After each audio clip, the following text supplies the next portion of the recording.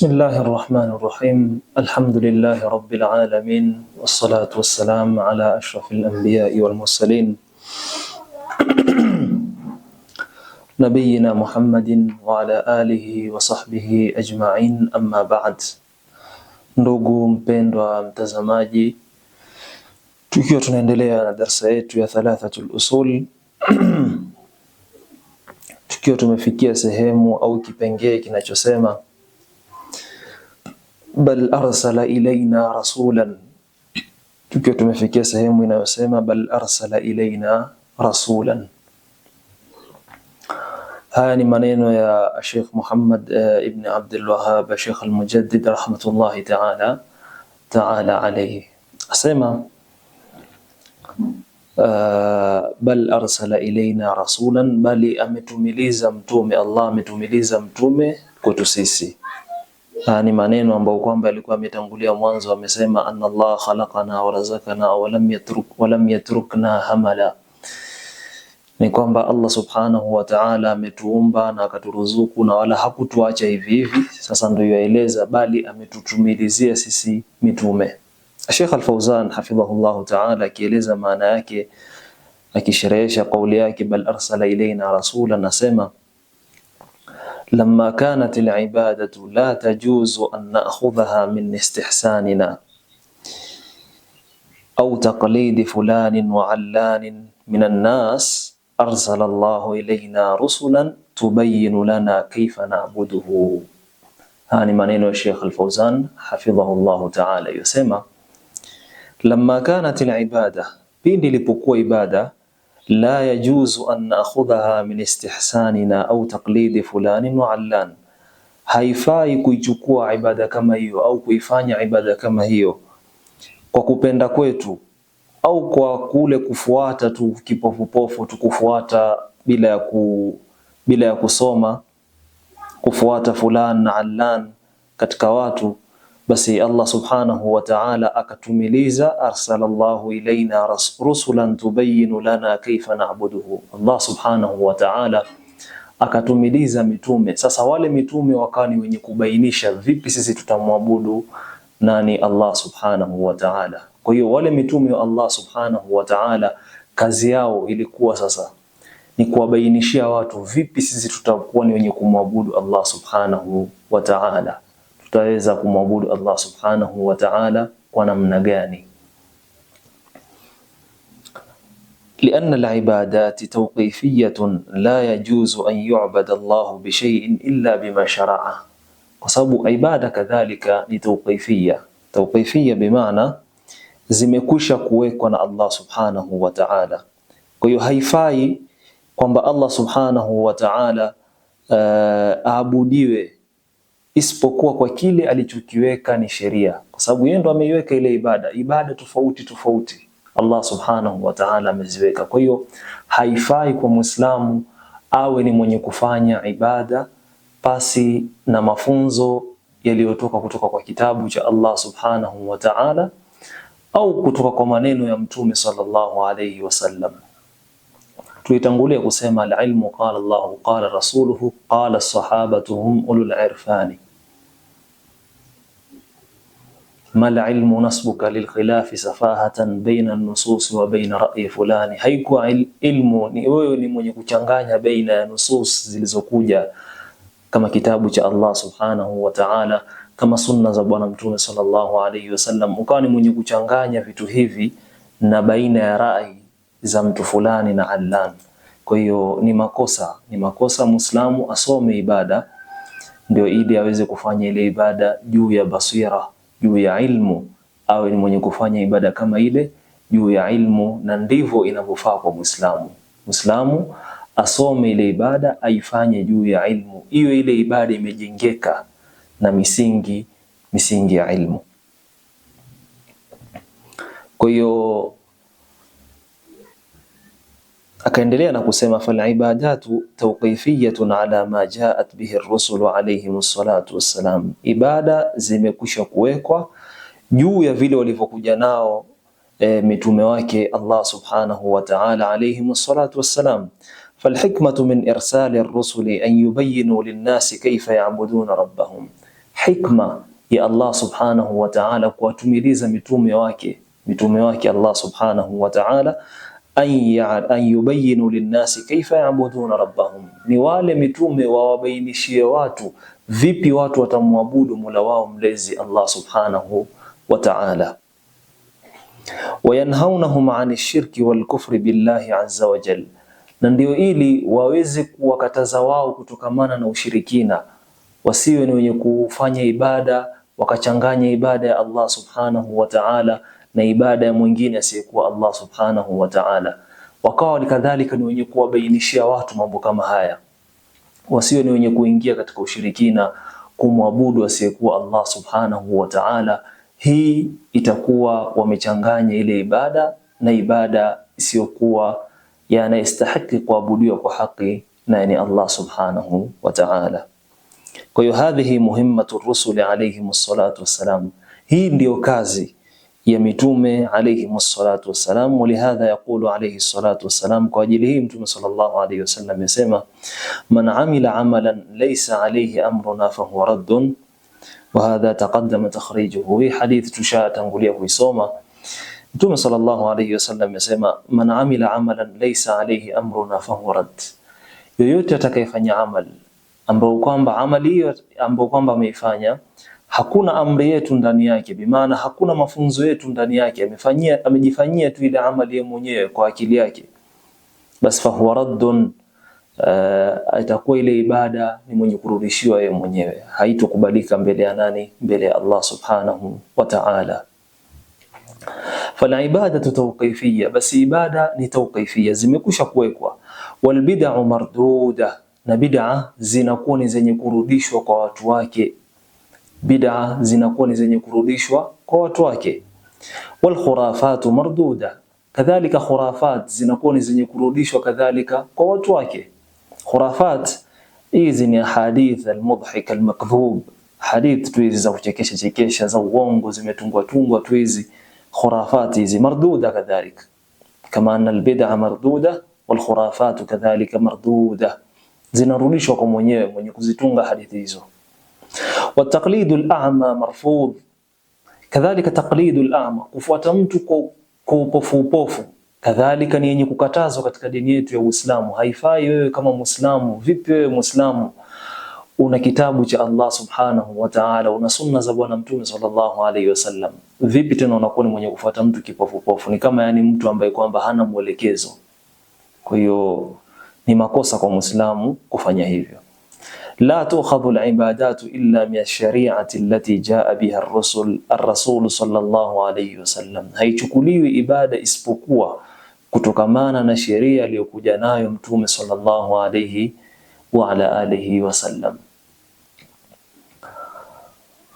Qawluhu bal arsala ilayna rasulan, qawli yake Sheikh al-Mujaddid, bal arsala ilayna rasulan huwa Muhammadun sallallahu alayhi wasallam khatamun nabiyyin arsalahu liyubayyina lana limadha khuliqna. Ni mtume Muhammad sallallahu alayhi wasallam aliyokusudiwa hapa, khatamun nabiyyin, mtume wa mwisho, mtume Muhammad sallallahu alayhi wasallam. Arsalahu liyubayyina lana limadha khuliqna, Allah amemtuma huyu mtume wake ili aweze kutubainishia sisi kwa nini sisi tumeumbwa, au lengo la sisi kuumbwa ni nini. Ndio maana Allah subhanahu wa ta'ala akamtumiliza mtume wake. Wayubayyina lana kaifa na'budu Allah azza wa jalla, kadhalika abainishe kadhalika kwa nini sisi wayubayyina lana kaifa na'budu Allah azza wa jalla, vipi sisi tutamwabudu Mola wetu. Wayanhana 'ani shirki wal kufri wal maasi, kadhalika mtume sallallahu alayhi wasallam awe ni mwenye kutukataza kutokamana na ushirikina na kufr na maasi tofauti. Kazi ya mtume sallallahu alayhi wa ala alihi wasallam. Hadhihi muhimmatu rasul sallallahu alayhi wasallam wa qad ballagha al balagha al mubin. Hii ndio kazi ya mtume sallallahu alayhi wasallam, na amefikisha ujumbe ambao kwamba uko wazi kabisa. Ujumbe wake mtume sallallahu alayhi wasallam uko wazi. Kadhalika wa adda al-amana, na ametekeleza amana kutoka kwa Allah subhanahu wa ta'ala, amefikisha ile amana kwa watu. Mtume sallallahu alayhi wasallam, wa nasaha al-umma, kadhalika Mtume sallallahu alayhi wa alihi wasallam nasaha al-umma, amewanasihi umma wake, wabayana wawaddaha watarakana ala al-mahajjati al-baydai layliha kanahariha la yazighu anha illa halik. Mtume sallallahu alayhi wasallam amebainisha, ameweka wazi, kisha akatuacha kwenye njia ambayo kwamba ni nyeupe, ambayo kwamba usiku wake ni sawa na mchana wake. Bimaana ule mchana unavyokuwa na kung'aa na ule mwangaza uliokuwa katika mchana unakuwa ni wenye kuwekwa sawa na usiku. Bimaana yanayofanyika katika usiku, yani katika uwazi, katika yale aliyokuja nao Mtume sallallahu alayhi wasallam yako wazi kabisa kama yalivyokuwa yale katika mchana. Kwa hiyo mambo Mtume sallallahu alayhi wasallam ameyaweka wazi. Tarakana ala al-mahajjati al-bayda laylaha kanahariha la yazighu anha illa halik, hapotei isipokuwa mtu ambaye kwamba yeye mwenyewe alikuwa ni mwenye kuangamia. Kwa hiyo ndugu Muislamu, Mtume sallallahu alayhi wa alihi wasallam kazi yake ameifikisha. Mtume sallallahu alayhi wa alihi wasallam amefanya ujumbe kutoka kwa Allah subhanahu wa ta'ala, ameufikisha ujumbe wa Allah subhanahu wa ta'ala. Kwa hiyo ni wajibu wangu mimi na wewe kama Waislamu tuwe ni wenye kuyatekeleza yale maamrisho yanayotoka kwa Allah subhanahu wa ta'ala, tuwe ni wenye kufanya ibada, tuwe ni wenye kujipendekeza kwa Allah subhanahu wa ta'ala, lakini tukiweka kwa akili kulingamana na vile alivyofundisha Mtume sallallahu alaihi wasallam. Tusiongeze chochote katika ibada. Tusiongeze chochote katika ibada. Kuna mfano mzuri mtu yaweza kutoa. Nikisema ukiongeza katika dini ya Allah subhanahu wa ta'ala, ile dini itakuwa iko na upungufu. Mtu yaweza kuuliza upungufu vipi sasa na mimi nimeongeza? Upungufu kawaida si tunajua watokamana na kitu ambacho kwamba kilikuwa ni kizima kikaondolewa kitu ndani yake, tutasema sasa hiki kimepungua. Lakini sasa wewe umeongeza kitu katika kitu fulani, kitu hiki hapa umeongeza kitu kingine juu yake, tunakwambia bado kina upungufu. Mfano wake ni mfano mzuri. Hivi vidole ni vingapi? Vitano. Hivi vidole ni vitano. Sahihi, kwa mfano kungekuwa na kidole kingine ambacho kwamba kimetokea hapa hivi. Kuna kidole kingine kimetokea katika sehemu kama hii.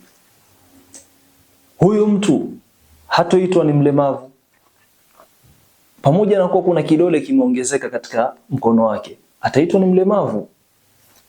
Kuna vile ni mpungufu lakini ameongeza kitu katika vidole vyake. Hivyo hivyo dini ya Allah subhanahu wa ta'ala. Usijidai hii dini mimi nikiongeza itakuwa haina upungufu. Itakuwa na upungufu maadamu sio sheria ya Allah subhanahu wa ta'ala. Sheria za Allah subhanahu wa ta'ala ndizo zinazojulikana na ndo zinatambulikana. Kwa hiyo chochote ambacho kwamba kitaongezwa juu yake kinahesabika kama tu ni upungufu. Kwa hiyo mfano mzuri ni kama huo. Mtu ana vidole vitano akawa ni mwenye kuwa na kidole kingine katika sehemu kama hii, itajulikana huyu mtu ni mpungufu, ni mlemavu kwa sababu ya kidole ambacho kwamba kimeongezeka. Sio kwa kimeongezeka basi yako na ubora kuliko watu wengine, bali watu wanamuona mtu kama huyu ni mpungufu, hayuko kama sisi. Sawa ni awe na vidole vitano, ndo anaonekana kwamba yuko sawa mbele za macho za watu. Kwa hiyo ndio hivyo hivyo dini ya Allah subhanahu wa ta'ala. Usijifanye wewe ndio wajua zaidi ukawa ni mwenye kuongeza katika dini ya Allah subhanahu wa ta'ala. Allah mwenyewe ashamaliza, al-yawma akmaltu lakum dinakum wa atmamtu alaykum ni'mati wa raditu lakum al-islam dina. Leo hii ni mwakamilishieni dini yangu, wa atmamtu alaykum ni'mati, na nimetimiza neema zangu juu yenu nyinyi, wa raditu lakum al-islam dina, na nimwaridhieni nyinyi Uislamu ndio dini yenu. Kwa hiyo usiongeze kitu katika dini ya Allah subhanahu wa ta'ala. Allah mwenyewe amekwisha kumaliza, amekwisha kuweka sheria yake imekamilika, hana haja ya chochote ambacho kwamba kitaongezwa. Kwa hiyo wa hadha kama fi qawlihi ta'ala, al-yawma akmaltu lakum dinakum wa atmamtu alaykum ni'mati wa raditu lakum al-islam dina. Aya tuliyotangulia kuisoma. Tunaendelea Sheikh al-Mujaddid rahmatullahi alayhi yasema faman ata'ahu dakhala al-janna wa man asahu dakhala an-nar.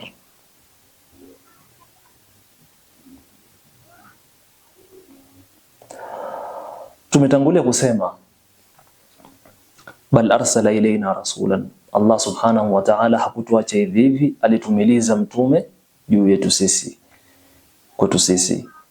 Basi faman ata'ahu dakhala aljanna, mwenye kumtii huyu mtume sallallahu alayhi wasallam ataingia peponi.